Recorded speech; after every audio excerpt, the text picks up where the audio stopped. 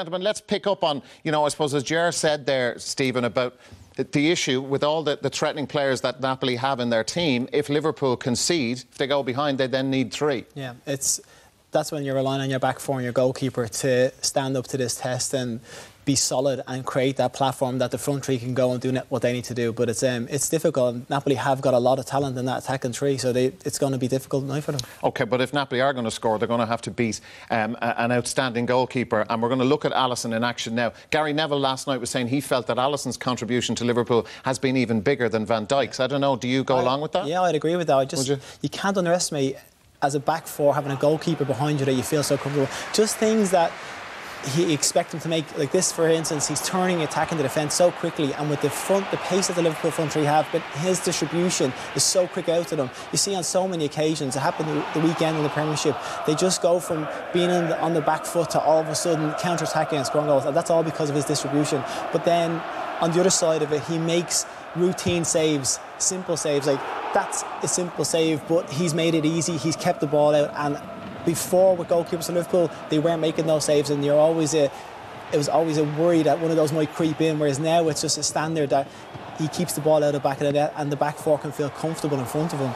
And it's the presence he's created, and that spine of the team starting from him has been huge, and you know, it was a big issue that Klopp wanted to resolve, and I think he's done exceptionally well. Yeah, Liam, Liverpool have had issues with goalkeepers for many years, it seems. Have they solved it here? Well, you know, we did the European Cup final last year, Dara, and you could really pin the blame on Liverpool losing down to the goalkeeper.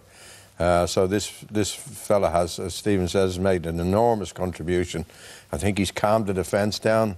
They've conceded only 5 or 6 goals in the Premiership in 16 games. 10 clean sheets. Yeah, it's a really impressive stat. But, you know, I think the Champions League is another level to the Premier League, and they're going to be up against a really good side tonight, and they'll need all the experience they've got in the team as well, like Van Dijk, Milner. They're going to need these players tonight in a big, big way. How do you rate Alisson, Didi? Oh, I think you don't win big titles with an average goalkeeper. And I think the difference he's made in a short space of time is remarkable. There were questions, because it is a different game in England, and especially for goalkeepers that don't get the protection they do get on the continent. But he's done ever so well. He couldn't have done any more than what he did so far. The only thing I would say that, you know, coming back to Alisson or Van Dijk, who's got the bigger impact, if you look throughout the season, them 16 games in the Premier League, the 5 games in the Champions League, I can't recall too many outstanding saves he's made, or he had to make, because I think they allow a lot less chances since Van Dijk has come to the club. I think since he signed, they got by far the best defensive record of all the Premier League clubs.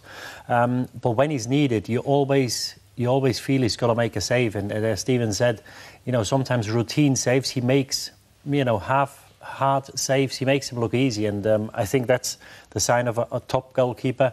And you don't concede that few goals when you just have a goalkeeper. I think the confidence he gives everybody in the team is outstanding.